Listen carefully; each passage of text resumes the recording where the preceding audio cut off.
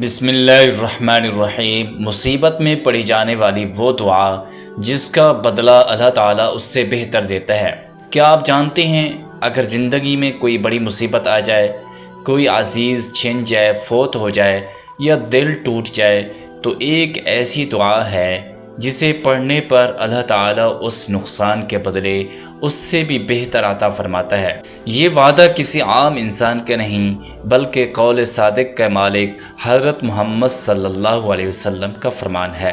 یہ دعا نبی کریم صلی اللہ علیہ وسلم نے ایک عظیم صحابیہ حضرت ام سلمہ رضی اللہ تعالی عنہا کو سکھائی تھی جب ان کے شوہر ابو سلمہ رضی اللہ تعالی عنہ کا انتقال ہو گیا تو وہ بہت غم میں تھیں۔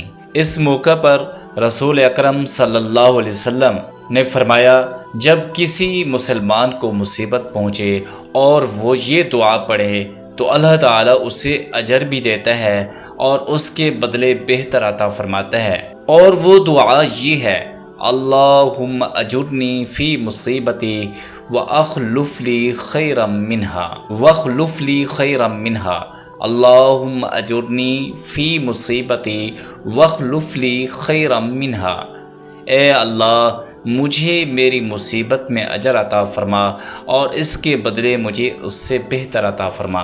حضرت ام سلمہ رضی اللہ تعالی عنہ فرماتی ہیں کہ میں نے یہ دعا پڑھی اور اللہ تعالی نے مجھے ابو سلمہ سے بھی بہتر شوہر عطا فرمایا، اور وہ تھے رسول اکرم صلی اللہ علیہ وسلم۔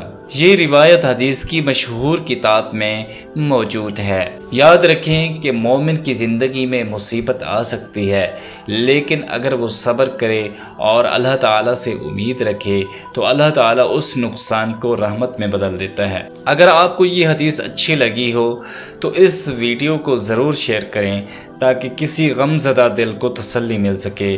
اللہ تعالیٰ ہمیں صبر اور اجر عطا فرمائے۔